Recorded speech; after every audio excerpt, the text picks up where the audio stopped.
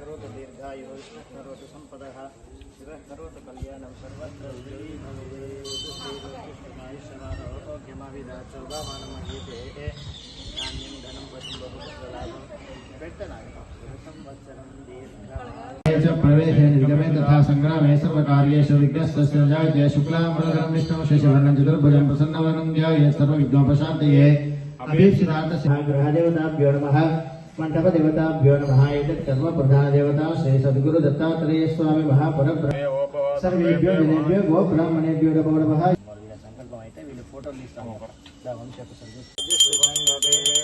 ఓం దదిక్రావన్నో గార్గం సవస్య వాదినః సుదర్శనముఖ కర్పణాయ ఓం దురారిణతో నిమిత్తదే గౌతమస్య యోనిర్భుజే నట్టముతోతే మధుమత్పాతి వగమజః వయోజ్యోనస్తన పితామదమాన్ నవనస్పతిర్మదమాగమస్య కేన ఫలోదకేన స్నపయామి शुद्धोदकं आपोहिष्टामयो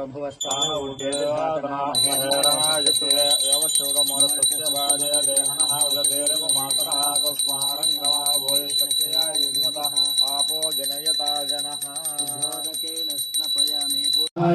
स्वाहा प्रतिष्ठाये स्वायेते नारायणाय विद्महे वासुदेवाय लक्ष्मी राष्ट्रस्य यामखेतयामास घोषयामसे मानवगुंसे जातवे लोकामस्तुं संजगतो देव शरणागतवत्सल अन्यथा शरणन्नास्ते तस्मात् कारुण्यभावेन रक्षोपचार शक्तिपचार पूजा समर्पयामि। यस्य प्रातःकाल पूजा समय यदा शक्ति ध्यानावाहनादि रुद्राभिषेक पूजनेन भगवान् दत्तात्रेयं महात्मानं वरदं भक्तवत्सलं प्रपन्नार्तिहरं वंदे स्मर्तृगामी सनोवतु।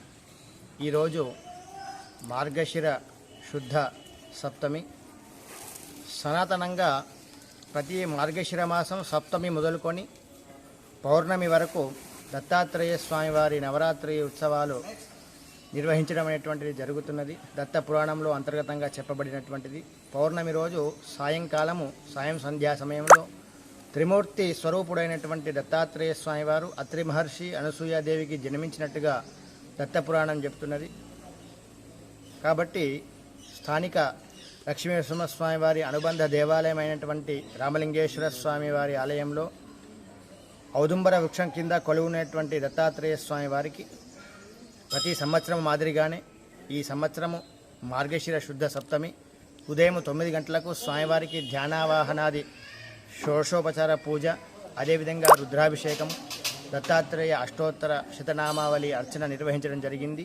ప్రతి సంవత్సరము మార్గశిర శుద్ధ సప్తమి మొదలుకొని పౌర్ణమి వరకు ప్రతిరోజు ఉదయము సాయంకాలము దత్తాత్రేయ స్వామి వారికి షోడశోపచార పూజ, రుద్రాభిషేకం నిర్వహించడం జరుగుతుంది. అదేవిధంగా దత్తాత్రేయ జయంతి రోజు స్వామివారికి విశేషంగా ఆరాధన చేయడం జరుగుతూ ఉంటుంది.